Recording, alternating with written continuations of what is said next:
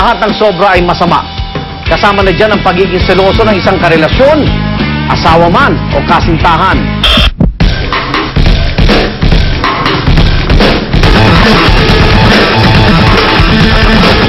Ako si Jaime Ripalda, Chief Sergeant at Arms ng DPAT o Barangay Peacekeeping Action Team. Dito sa Mandaluyong, may 100 kaming civilian volunteers. Sa umaga, may iba't iba kaming pinapasukan trabaho. Dito sila nakatira, alam nila yung terrain. Sila yung pumupuno sa kakulungan ng bilang ng ating kapulisan. At sila rin po ang aming mga mata at tenga dito. Nandun kami sa presinto, nakatanggap kami ng assistant tawag galing sa barangay na mayroong nagwawala. Yun, agad namin napuntahan yun para arestuhin. Pagdating namin doon, nagtatalo yung mag-asawa. Hindi na ako mawakan, hindi na ako tatakbo. Ako na hawak sa'yo kung ayaw mo. Ako mawakan. Eh, nare-reklamo mo nga, yung ulit mo. Yawa kami yung ganyan, huwag mo nakakang mo yan. Kaya huwag kayo makailam, kahit iyo mo yan. Umita ako kaka.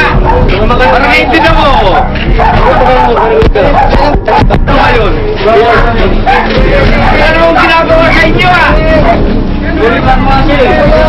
Reklamo kasi. Mali ako. Pero huwag niyo kong saktan. Nalaman namin ang itong asawang nagwawala, ay isang barangay tanod pala. Ang dahilan ng pag-aaway ng mag-asawa ay selos. Bawat lalaki makausap ko, pinag-aanaman niya. Lahat ng task force kasi yung mga kasama ko doon. Puro daw kabit ko. Ang kabit mo. Kaya ang daming record niyan. Pati kanina, nahuli ko pa rin. Yan. Hindi lang yung pinagsisilosan niya, marami kasi pinagsisilosan. Kasi ang ano niya kasi bawat makausap ng lalaki ko na yun. Puro mga katang-is. Kanina nga gusto kong batuhin ng ano dahil napakasinungaling eh.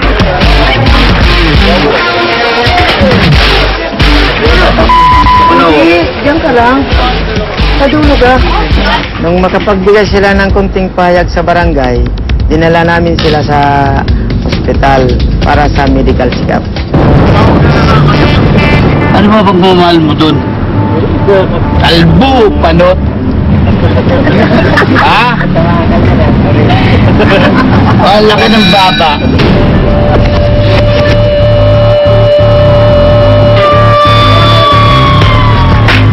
Nang ma-check up ng doktor ang lalaki, kumpirmadong lasing nga.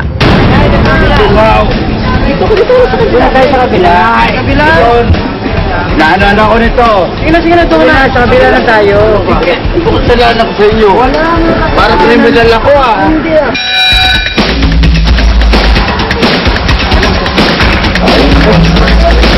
Sunod namin sa dinala doon sa women's desk. Marami kasing kinukomplain ng misis niya.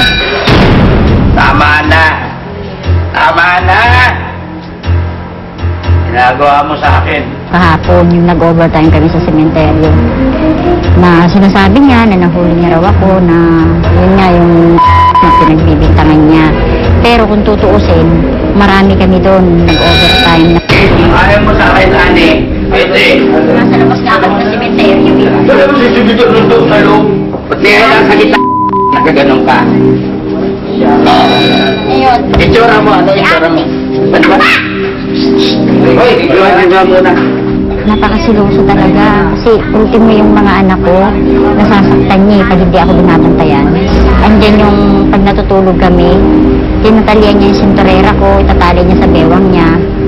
Para pag kumilos daw ako, kikilos din daw siya. Binugbog ako niyan eh. Inuntog ako niyan sa ano eh. Sa lamesa, yung lamesa ko doon. Inuntog ako niyan. Diba? Oo, diba? Oo. Dahil ko yung nasaktan ko nga, nasaktan niya ko Hindi, dito. 1-7 na. Anong nangyari? Anong oras pa nangyari?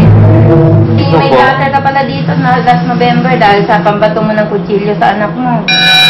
Iba pa ho yun. Marami pa pala sa barangay. Sabi Di ho yun. Kasi pang lalaki nito. Anim na anak na kayo. Ilang taon na kayong kasal, Mrs.? 19 years. Sabi ko sa kanya, May ebidensya ba kayo o basihan na nalalaki ang Mrs.? oo, niyapos siya, oy. Niyapos siya. Sino naglapos sa kanya? Yung lalaki.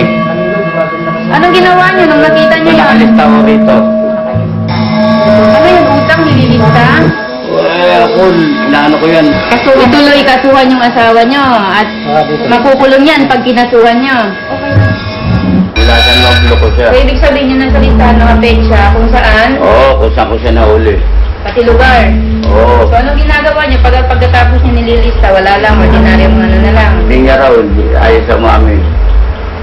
Yun na nga kasi, yung mga kaso na ganyan, kailangan talaga, kahit na nakikita mo magkasaming lalaki sa babae na suspect na magkarelasyon sila, we need na evidence talaga na to prove na may case nga ng adultery o concubination ang papasok. Sinagaan mo ng demanda, hindi ako. Ayaw mo magdemanda, hindi ako magdidemanda. Ako hindi ko kaya. Dahil labas mo yung sinasabi mong totoong may lalaki ako. Hindi ko Dahil nga kung talagang kaya. totoong may lalaki ako, ilabas Dahil mo mahal sa kita. ebidensya mo. Sabi ko sa'yo, Lagi mo sinasabi yan.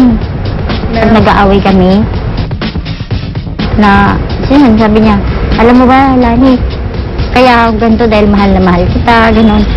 Sinabihin niya pa nga ako isang beses na kahit mamatay ka, kukunin niya rin yung lalaki kamay ko.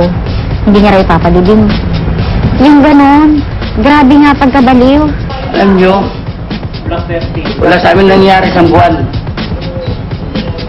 Palagi masakit ang nakatawan niya. Eh, may trabaho si ata si Mrs. eh, street sweeper. Trabaho nga ako rin barangay ho. Bukas ka pa dito ma. Bukas ka na po yan.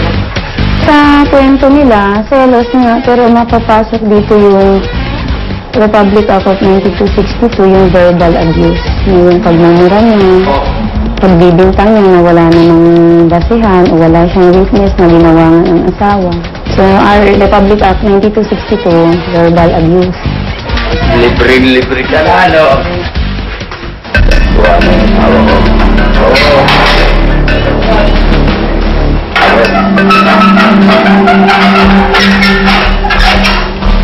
Itong itsura kung kailan dumami ang anak namin, saka siya naging ganyan. Sabi ko nga, Alvin, kung gusto kitang lukuhin noon pa. Gawin nila yung dapat talaga kasi asawa nila yan. Yun naman yung to the point na saktan nila. Ayusin nila, gawin nilang legal.